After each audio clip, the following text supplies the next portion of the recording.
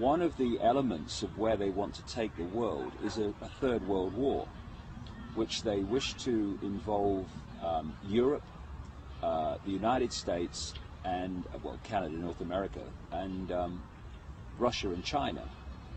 I was told by insiders in the 1990s about in America that the plan was to lead to a conflict involving China. For this reason, in the 1800s, letters were written, and particularly one particular letter, between two high-level players in the secret society network, in which the 3 world wars were described of where they were going to go. And this letter included the detail of countries that would be involved and how it would be started. And it described the First World War, with the Germans brought into conflict with the rest of Europe and America. It described the Second World War in the same terms and said it would lead to a Jewish state in Israel. And the Third World War would be triggered out of the Middle East, involving Israel as the trigger, and would bring about the final global conflict, which would lead to them being able to offer the solution to stop this ever happening again, which would be a world government and a single world army. And the idea of that is to say, if we have a single world army and we bring an end to national armies, then we can't ever again have a war.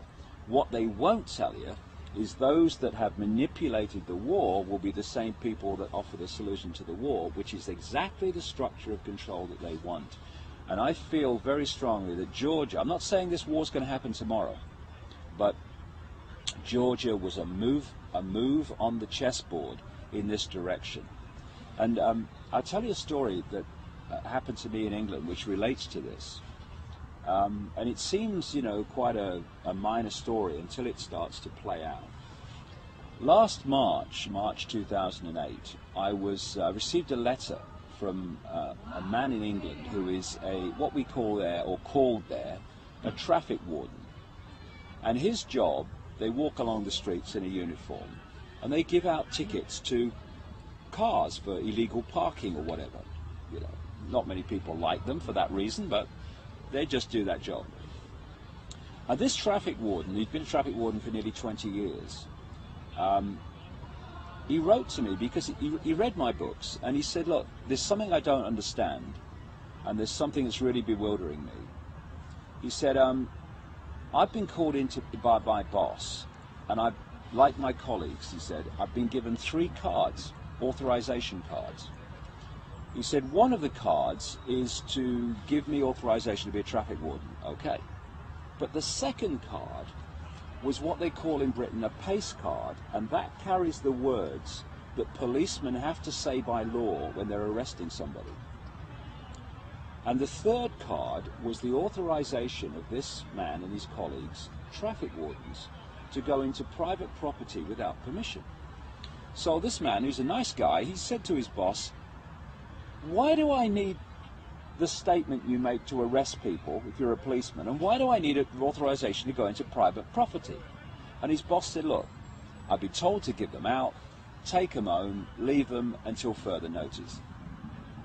A few days later, him and a few other traffic wardens are outside the police station in this county, this town. And a policeman came out that this traffic warden had known a long time, I hadn't seen for a while. And the policeman came over and made the small talk, and then he pulled his friend aside. He said, I want to talk to you. And he said to him 4 or 5 times in this conversation, you must not breathe a word about this. He said, I've got the job, he said, in this county, and there's someone like me in every other county of the United Kingdom, policeman, whose job it is to organize in preparation for a coming war. He said, we're preparing for this war well in advance. And he said, what's expected by the government is that when this war starts, there will be massive civil unrest on the streets of Britain and protest. He said, so what's happening is that when that war starts and the protests start and the civil unrest they're expecting, the military and ourselves, police officers, will be focusing on dealing with the civil unrest. And you, traffic wardens, private security guards and companies, closed-circuit television operators, and all these kind of people will be brought forward to do the jobs that police officers currently do while we're dealing with a civil unrest. Well, he sent me the cards and I saw them to confirm they existed. A few days after he contacted me, the British government announced that they were going to redesignate and rename traffic wardens civil enforcement officers, and they were going to give them powers, some of the powers currently that the police have. 10 days ago, all these months later after this happened, 10 days ago, the government in Britain announced that they were introducing a new designation of authority called accredited persons. And these were security guards, private security firms, CCTV operators, etc., who were going to be given accredited person status and given powers that are currently the powers of the police. Now, why I tell this story is that everything that this police officer said was going to happen is happening or has happened. The only thing that remains is the war. And that fits with all these other different pieces of information that suggests that a major conflict is being orchestrated, which is designed to change the face of society. Because there's nothing that changes society faster than a war. And this has been going on way back. One of the examples that I put in my books is the First World War in relation to America. In the 1950s, there was an investigation by a congressional committee called the Reese Committee into what are known in America as tax-exempt foundations. These are organizations funded by the Rockefellers and the major elite families, who then pass the money out in apparently charitable ways, but it's nothing to do with charity. It's to do with funding this agenda while appearing not to be. And one of these organizations that they investigated, and there was a guy called Norman Dodds who was the main investigator, was an organization which is still going in America called the Carnegie Endowment for International Peace. What these investigators found was that this Endowment for International Peace was manipulating war.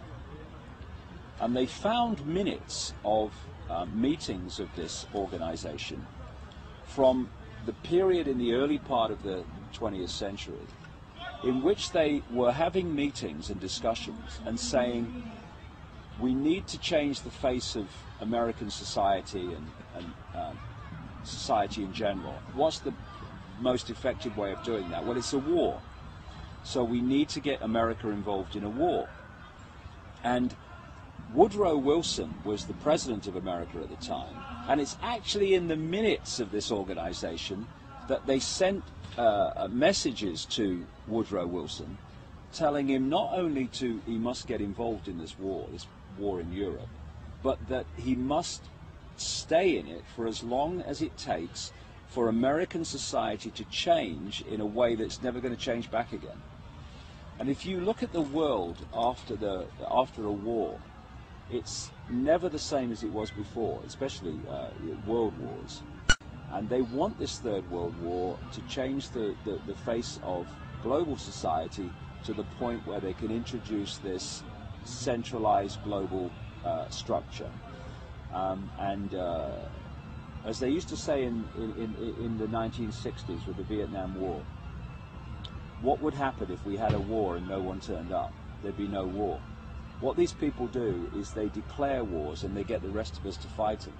What we've got to do is stop fighting them and stop falling for this scam. Because if we go into this Third World War, then, you know, goodbye freedom.